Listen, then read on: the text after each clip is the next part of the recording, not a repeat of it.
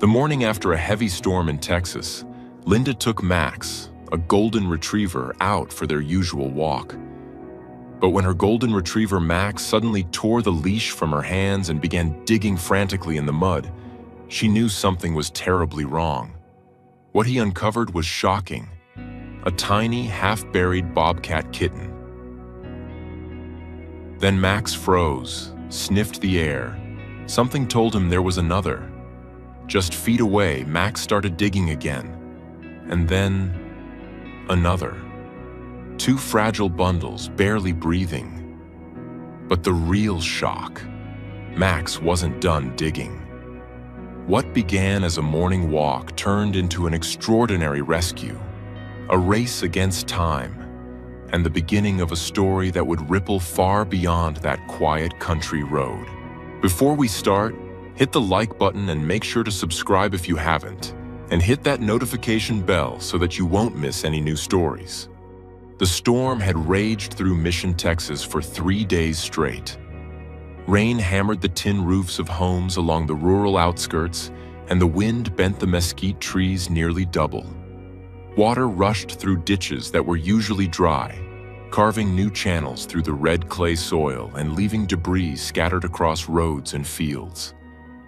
By the time the clouds finally broke apart on that Tuesday morning, the landscape looked like it had been shaken and rearranged by some careless giant's hand. Linda Morrison stood on her back porch, surveying the damage with a weary sigh. Branches littered her yard, and her vegetable garden was a muddy disaster. At 63, she'd weathered plenty of storms in her lifetime, but each one seemed to take a little more out of her.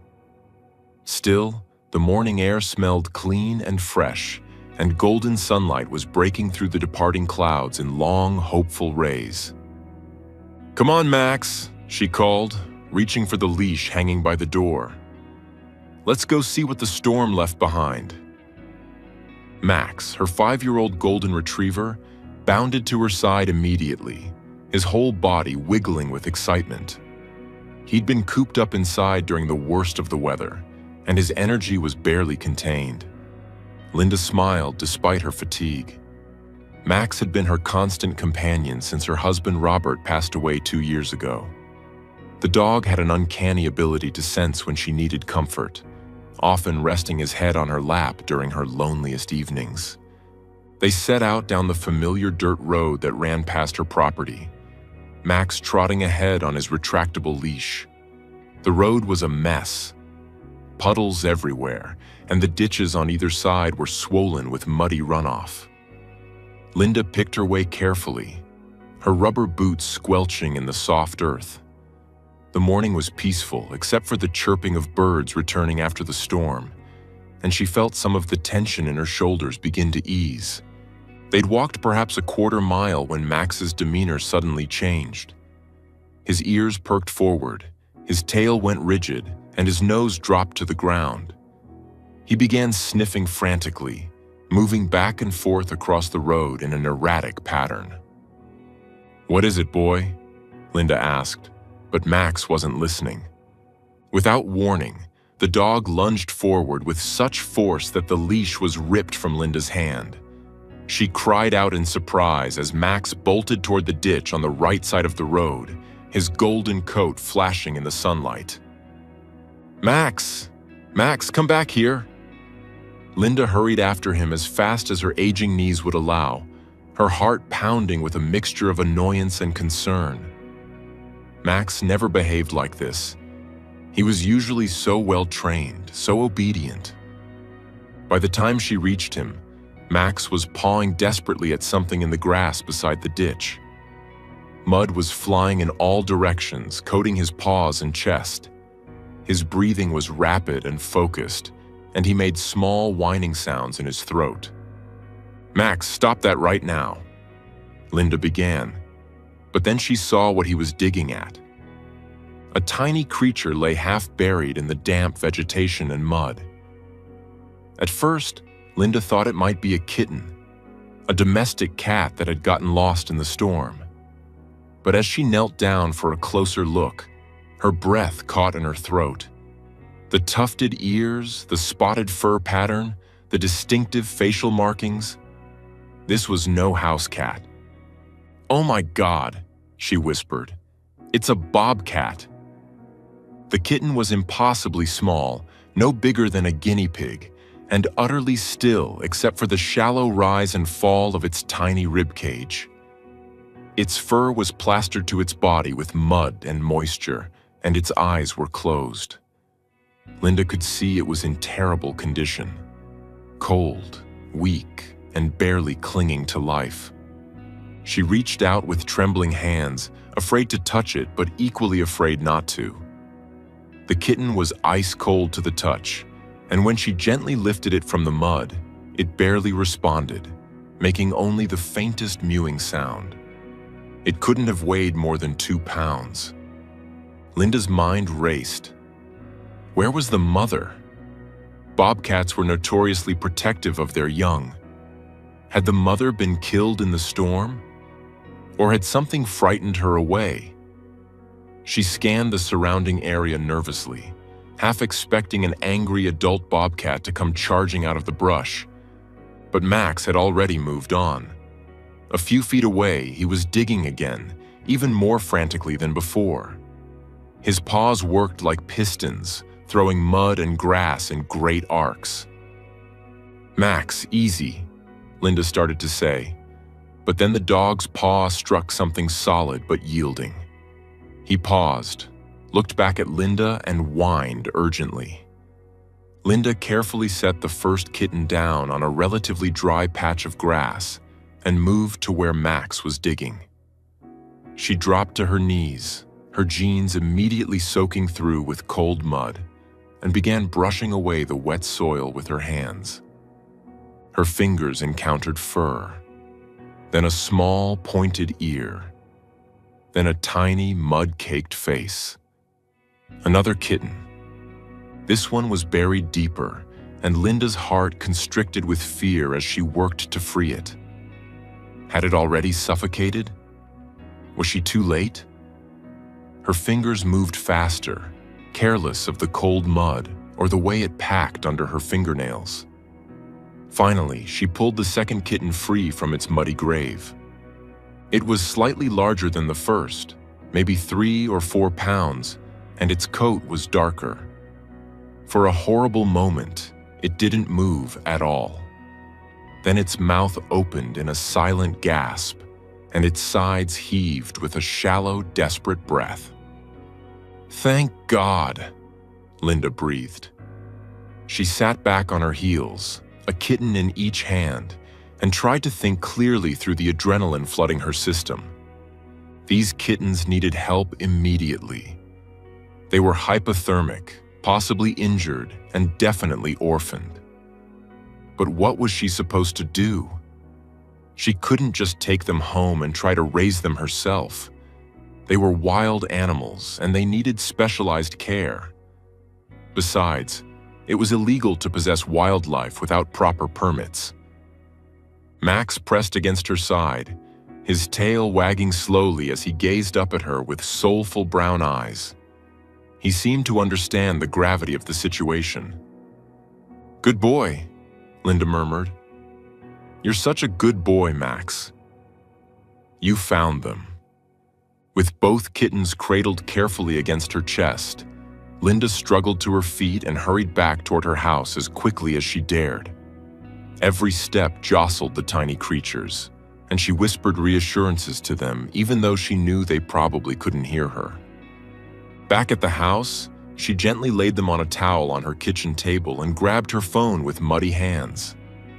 Her fingers shook as she searched for wildlife rescue organizations in the area. She'd heard of a place called Critter Care Wildlife Society. They sometimes took in injured animals from the local area. She dialed the number and held her breath as it rang. "Critter Care Wildlife Society. This is Jennifer speaking." "Yes, hello, Linda's voice cracked. She took a breath and tried again. "I've found 2 bobcat kittens. They're very small, very cold, and I think they were abandoned. There's no sign of a mother anywhere. I don't know what to do." There was a brief pause, and Linda could hear papers rustling in the background. "Okay, ma'am, first thing, don't try to feed them anything," Jennifer said firmly but kindly. "No milk, no formula, nothing. Their digestive systems are very delicate, and the wrong thing could kill them. Do you have heating pads?" "Yes, I think so." "Get them warm, but not hot. Wrap the heating pad in several layers of towels so they don't overheat. Keep them in a quiet, dark place. Can you bring them to us? We're in Mission, on Highway 83. Yes, I can," Linda said, relief flooding through her. "When should I come?" "Right away. I'll call our wildlife specialist and have her prepare for intake. We'll be ready for you." Linda found her heating pad, wrapped it in towels as instructed, and carefully placed both kittens on top of it. She found a cardboard box, lined it with more towels, and created a warm, secure nest. The kittens barely moved as she worked, which terrified her. Were they dying right before her eyes? She put the box carefully on the passenger seat of her truck. Max hopped into the back, and she drove toward Mission with exaggerated care, taking every turn slowly and avoiding potholes. Her knuckles were white on the steering wheel. The drive seemed to take forever, but it was only about 25 minutes. Critter Care Wildlife Society was a modest facility set back from the road, surrounded by trees and chain-link enclosures. Several vehicles were parked out front, and as Linda pulled in, she could see people waiting by the door. A woman in her 30s with short brown hair hurried over as Linda got out of the truck. She wore cargo pants and a t-shirt with the Critter Care logo. "I'm Sarah Martinez, the wildlife rehabilitation specialist," she said. "You have the Bobcat kittens?" Linda nodded and carefully lifted the box from the passenger seat. Sarah peered inside, her expression growing more concerned. "Let's get them inside immediately," she said. Linda followed Sarah through the doors into a clean, clinical-looking room. 2 other staff members were waiting, and a metal examination table had been prepared with towels, heat lamps, and medical supplies. Sarah gently lifted the first kitten, the smaller one, and placed it under the warmth of the heat lamp. "This one's severely hypothermic," Sarah said, running expert hands over the tiny body. "Maybe 3 weeks old, possibly younger. Female."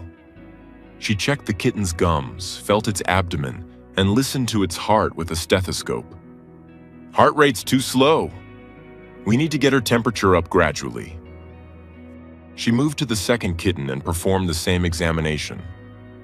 "This one's maybe 4 weeks old, also female. Slightly better condition, but not by much. They're both dehydrated and malnourished." Linda watched anxiously as the team sprang into action. One staff member prepared syringes of electrolyte solution for subcutaneous administration. Another adjusted the heat lamps. Sarah spoke in calm, efficient tones, coordinating the care. "What happened out there?" Sarah asked Linda as she worked. "Where did you find them?" Linda explained about the storm, about Max's strange behavior, about finding the kittens buried in the mud by the ditch. Sarah nodded grimly. The mother probably had a den nearby, maybe in a culvert or under some debris. The storm must have flooded it. She probably tried to move the kittens to safety, but something went wrong. She might have been killed, or she might have been separated from them and couldn't find them again. Bobcats usually have 2 to 4 kittens, so there might be others out there, but... She trailed off, and Linda understood. If there had been others, they probably hadn't survived. "Will these 2 make it?" Linda asked quietly. Sarah looked up, and her expression was honest but not unkind. "I don't know. The first 72 hours are critical. They're in shock, they're hypothermic, and they're very young. But they have a fighting chance now, and they wouldn't have had any chance at all if you and your dog hadn't found them. Max, who had been sitting patiently by the door, gave a small woof as if he understood. Sarah smiled. He's a hero, your dog. Bobcat kittens don't have much scent at this age, and they were buried in mud. Most dogs would have walked right past them. Linda felt tears prick her eyes. She reached down and stroked Max's head. He's always been special. You should head home and get cleaned up, Sarah said gently. We've got their information and your contact details. We'll call you with updates, I promise. There's nothing more you can do here. Linda hesitated, reluctant to leave the tiny creatures she'd found, but she knew Sarah was right. She took one last look at the kittens lying under the heat lamps, so small and vulnerable, and then turned to go. Thank you, she said. Please save them. We'll do everything we can, Sarah promised. The next 10 days were agony for Linda. She called critter care every single day, sometimes twice a day, desperate for news. Max seemed to sense her anxiety and stayed close by her side, more attentive than ever. The reports were touch and go at first. Both kittens had to be tube-fed every few hours because they were too weak to nurse properly. Their body temperatures had to be carefully monitored and regulated. The smaller kitten, the staff had started calling her Cake, developed a respiratory infection and had to be put on antibiotics. The larger kitten, whom they'd named Cream, was slightly stronger but still dangerously fragile. They're fighters, Sarah told Linda during one phone call. Especially Cake. She's tiny, but she's got spirit. On the 11th day, Linda received the call she'd been praying for. They've turned the corner, Sarah said, and Linda could hear the smile in her voice. They're both eating well. Their body temperatures are stable, and they're starting to show real bobcat kitten behavior, hissing at us, trying to bite. It's a wonderful sign. Linda laughed and cried at the same time. Can I come see them? Not yet, Sarah said. We need to minimize human contact as much as possible. These kittens need to remain wild. The less they associate humans with comfort or food, the better their chances of successful release. But I'll send you photos, okay? The photos arrived later that day, and Linda must have looked at them 100 times. 2 small bobcat kittens, their fur now clean and fluffy, staring at the camera with those distinctive gold-green eyes. They were in separate enclosures. Sarah explained they had to be kept apart initially to prevent disease transmission and to monitor each one's individual progress. Over the following weeks, Linda received regular updates and more photos. The kittens were moved to what the staff affectionately called the juvenile delinquent room, a large indoor space filled with platforms, logs, ropes, and hiding boxes. In the photos, Linda could see Cake climbing eagerly on everything, while Cream was more cautious, often watching her sister before attempting anything herself. They've bonded beautifully, Sarah reported during one call. Cake's definitely the bold one, first to explore, first to try new foods, first to climb. Cream's more thoughtful, but she's just as capable. They sleep curled up together, and they play fight constantly. It's exactly what we want to see. As autumn turned to winter, the kittens were moved to an outdoor enclosure designed to mimic their natural habitat. It had native plants, logs, rocks, a small pool, and plenty of places to climb and hide. The staff left them live prey, small rats at first, then larger ones, and watched with satisfaction as the kittens' hunting instincts kicked in. They're doing everything right, Sarah told Linda during a winter phone call. They're wary of humans, they're hunting successfully, and they're maintaining appropriate wild behavior. If they keep progressing like this, we'll be able to release them in the spring. Spring came slowly to South Texas that year, but when it finally arrived, it brought warm sunshine and blooming wildflowers. Linda received a call from Sarah in late March. "We're planning to release Cake and Cream in 2 weeks," Sarah said. "We've identified a perfect location, plenty of prey, good cover, no nearby roads, and minimal human activity.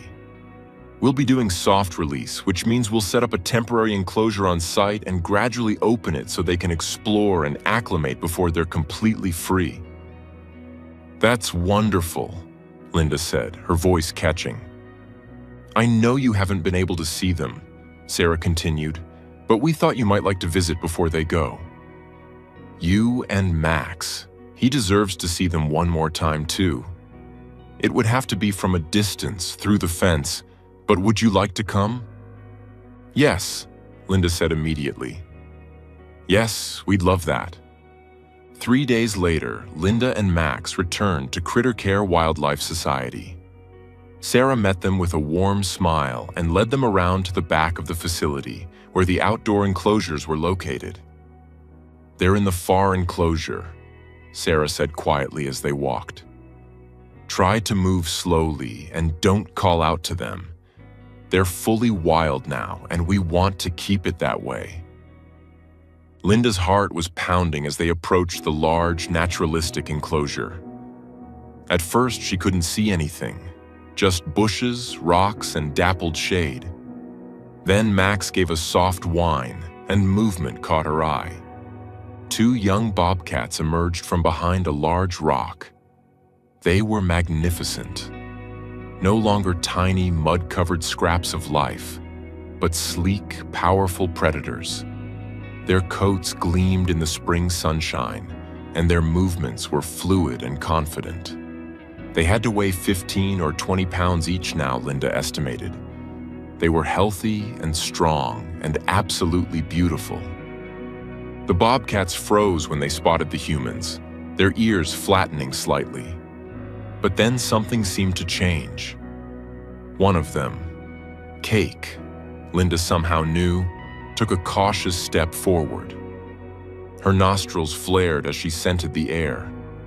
Max's tail began to wag slowly. He didn't bark or lunge at the fence, just stood there, watching the bobcats with those wise, gentle eyes. Cream followed her sister's lead, and both young bobcats moved closer to the fence. They didn't approach like tame animals seeking attention. There was wariness in every line of their bodies. But there was also something else. Recognition, perhaps. Some deep, instinctive memory of the dog and the woman who had saved them from the mud. For a long moment, they all stood there in the warm spring sunshine. Woman, dog, and 2 wild bobcats, connected by an invisible thread of shared history. Linda felt tears streaming down her face, but she was smiling. These weren't tears of sadness, but of joy and gratitude and wonder. She thought about that stormy morning, about Max pulling away from her and digging frantically in the mud, about 2 tiny kittens who had been hours away from death. And now look at them, wild and free and ready to return to the world where they belonged. "Thank you," she whispered, though she wasn't sure who she was thanking. Max, for his intuition and determination. Sarah and the staff at Critter Care, for their expertise and dedication. The universe itself, perhaps, for putting them all in the right place at the right time. After a few more minutes, the bobcats melted back into the shadows of their enclosure, disappearing as if they'd never been there at all. Linda knew it was time to go. As she and Max walked back to the truck, Sarah accompanied them. "They'll be released next week," Sarah said. "We'll take them out at dawn, open the enclosure, and step back. With any luck, they'll disappear into the wild and we'll never see them again." That's success in wildlife rehabilitation, when our patients leave and never come back. Will they be okay out there? Linda asked. There are so many dangers. Cars, hunters, disease. They will face challenges, Sarah admitted. That's the reality of being wild. But we've given them the best possible start. They know how to hunt. They're wary of humans. They understand their territory. They have each other for now, though they'll probably separate eventually. Female bobcats are solitary except when raising young, but they're equipped to survive, and that's all we can do. Linda nodded, understanding even as her heart ached a little. You know, Sarah continued, most people would have walked right past those kittens. It was raining. They were buried. And honestly, most people wouldn't have wanted to get involved even if they had found them. But you stopped. You helped. You called us instead of trying to handle it yourself. You did everything right, and because of that, 2 wild lives will continue. That matters. Max did the hard part, Linda said, reaching down to ruffle her dog's ears. I just made some phone calls. You both did the hard part? Sarah corrected with a smile. It's a team effort. Rescuers like you, rehabilitation specialists like us, and the amazing resilience of the animals themselves. Linda left critter care that day with a full heart. She never saw Cake and Cream again. They were released the following week into a protected area of South Texas wilderness. And as Sarah had said, they vanished into the wild without looking back. But sometimes, on her morning walks with Max, Linda would pause by the ditch where they'd found the kittens. The area had long since recovered from the storm, and new grass grew thick and green. She would stand there for a moment, remembering that chaotic morning, and she would smile. Somewhere out there, 2 bobcats were living their wild lives, hunting, exploring, surviving. They would never remember the humans who saved them, and that was exactly as it should be. But Linda would remember. She would remember the weight of those tiny, cold bodies in her hands. She would remember the fear and the hope. She would remember Max digging frantically in the mud, refusing to give up until both kittens were found.